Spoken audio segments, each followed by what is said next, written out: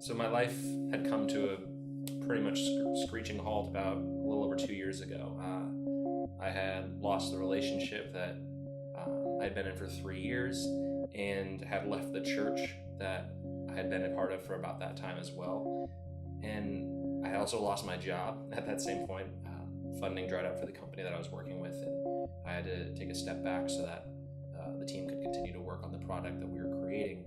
And I just came to this point where I really didn't know what to do with my life.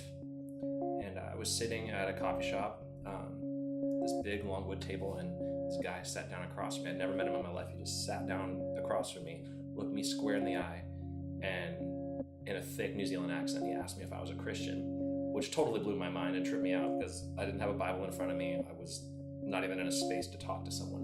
And for the next 45 minutes, this man encouraged me and spoke truth into my life, and it was like he knew what I'd been going through and knew all the questions of my heart. And it's not that he answered them, but it felt like he knew where the answers were.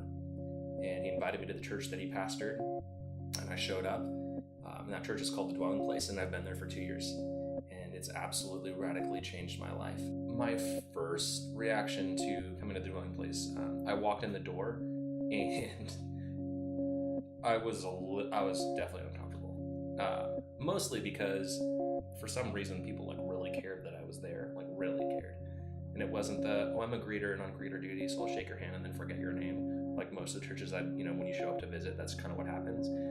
I remember this barefoot dude in board shorts right as he's like, "Who are you? You're awesome." I was like, "Oh, what? I don't know. I'm Anton, I guess." And there was just a desire to really know who I was and to know how I was doing, not just what I did. Because most people in church and in the world, what do you do? What do you do for a living? Or what do you do? That is your definition. And their question was, how are you? And I remember having a specific conversation with Andrew back at that same table. We went back. I asked him out of coffee and just to talk with him about a few things. And I remember him telling me about some just really amazing spiritual encounters and experiences that he'd had in his life. And, everything from, God speaking to him and telling him how much he loved him to visions of Jesus or angels or what have you. And I had, up until my point, had a whopping 0 of those. So I was very intrigued. Still a little skeptical, but very intrigued. And I said, how do I get this? What do I do? And his response was so practical. I loved it. It wasn't this Uber. I was expecting him to give me, the 7-step guideline to having a spiritual encounter. But no, what he said was, if I'm a log and I'm on fire and you're a log that's not on fire, if you put the 2 logs together for long enough, the other log will start to smoke. And I said, so you want to be friends? He said, yeah, just come hang out, and I guarantee you'll see all the things that you desire happen in your life if you just hang out. So that was my decision. I said, cool, I'll just hang out. I didn't take a membership course. I said, Pastor Andrew, can I take you out for coffee? Can I hang out with you? Can I learn from you? Can you teach me about business? Can you teach me about Jesus? Can you teach me about what it means to be, even a family man and a father, so that I'm prepared to be that when I get to that time of my life? And he was extremely gracious and very open and very willing to spend time with me. And the same thing was true for other pastor Jeff.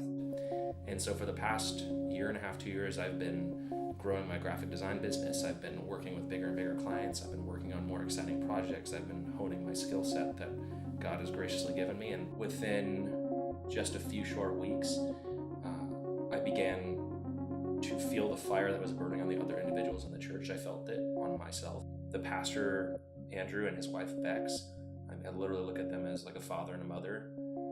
I see them, and they're just a blessing to my life. They're able to guide me and lead me, and that this isn't a place that's a 2-year stop off. This isn't a place where I build a foundation and then leave. This is home. This is true home. And I've never felt that anywhere else in my entire life.